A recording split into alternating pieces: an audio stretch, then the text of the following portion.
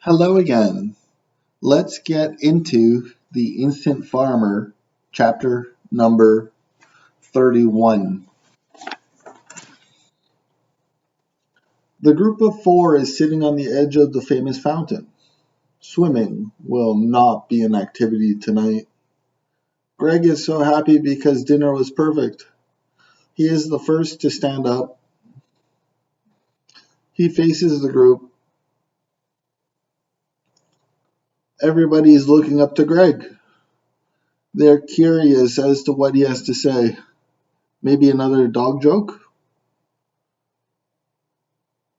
Sarah looks away from Greg because she wants to see the water. So that is what she does. She gently places her hand in the water. Wow, that is cold. Cold and refreshing.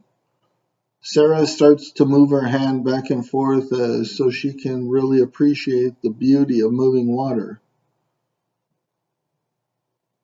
Jennifer starts to stand as well. She wants to give Greg a hug. That sounds so nice. She starts to hold Greg's hand. They are so good together. They did date in the past, so they know each other very well. The famous fountain is the perfect place to kiss. So that is what Jennifer wants to do. She leans in for a cute kiss, and Greg likes the attention. Ken is watching Sarah gently touch the water. He is adoring her. There. Sarah has just made eye contact with Ken, and they are looking at each other with love in their eyes. Ken starts to touch the water also, so they lose eye contact for a few moments. That's okay. They will see each other again. Ken says, "This water is so cold." Greg says, "Those are swimming words." Jennifer says, "There will be no swimming tonight, boys." Greg says, "Okay, you're right. We probably shouldn't." Jennifer says, "You definitely should not make a scene. I do not want the attention." Sarah says, "You are right, Jennifer. Tell him no." Jennifer says, "So, no swimming, but what do you feel like doing for the rest of the night? I think it is almost time to go home." Greg says, "Whatever you feel like doing. I think we could stay here and kiss all night." Jennifer says, "You are so romantic. Do you want a hug?" Sarah says, "You are so affectionate in public. That is so sweet. I do not have the courage to be that sweet." Jennifer says, "Thank you, Sarah. I am very confident that Greg likes that kind of attention." Sarah says, "You are so cute. I really like Ken. He is so amazing." Jennifer says, "Okay, you are so sweet also. Don't even think about it." Ken says, "Dinner was fantastic tonight. This double date has excellent chemistry."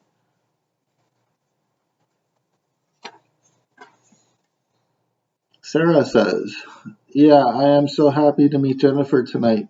She is wonderful."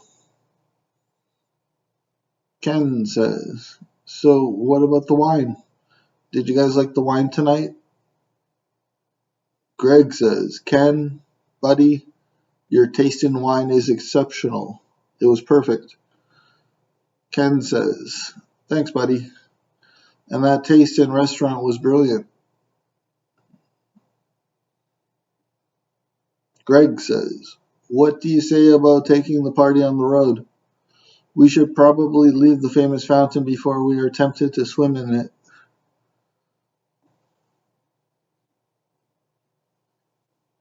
So the group of four starts to walk. The downtown direction is the way to go. Both couples are holding hands as they walk. Love is in the air. There's not much to chat about. It is about that time, quiet time. So they march onward. It is interesting to want to walk without having a destination. The walk is the journey. As they pass a coffee shop, Greg wants to know if a coffee is a good idea at this time of the evening. Everybody agrees not to have a coffee. It is kind of late. Greg tells the group that he is getting thirsty and he would love a beer tonight. Sarah likes that idea. She would love to go somewhere for a beer. Just one, though. Sarah has to be home soon. She tells the group that she needs to be up very early tomorrow. That's fine. One beer it is. Greg points out the bar that he wants to go out tonight. Ken is very familiar with this place.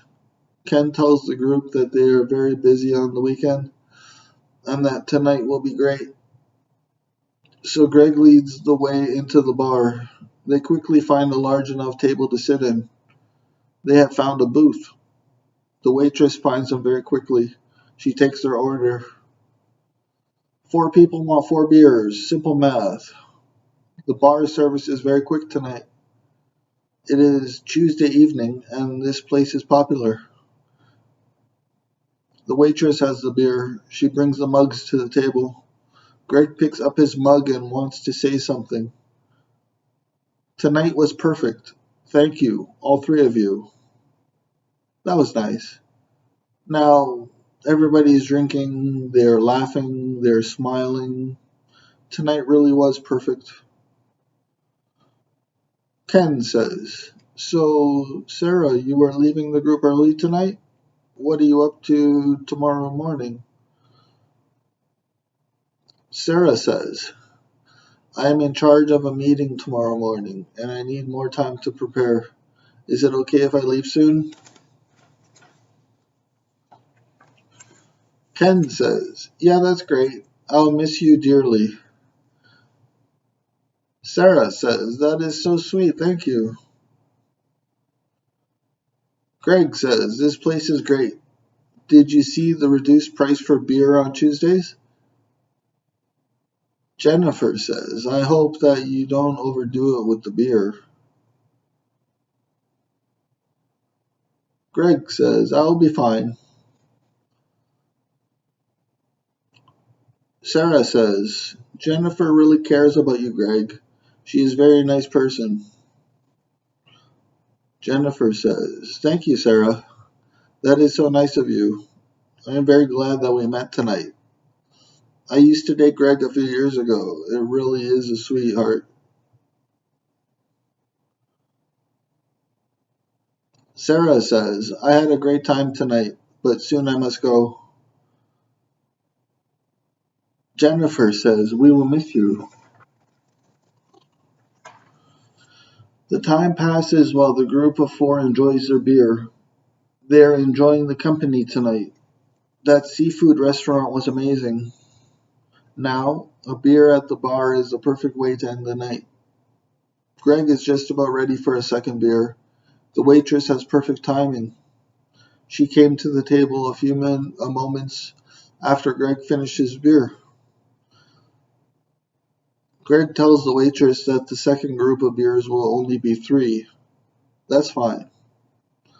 Sarah thanks everybody for the company tonight. She has hugs for everybody, but her night is over. She says goodbye and leaves the bar. Ken walks her out. He wants to help her get a cab.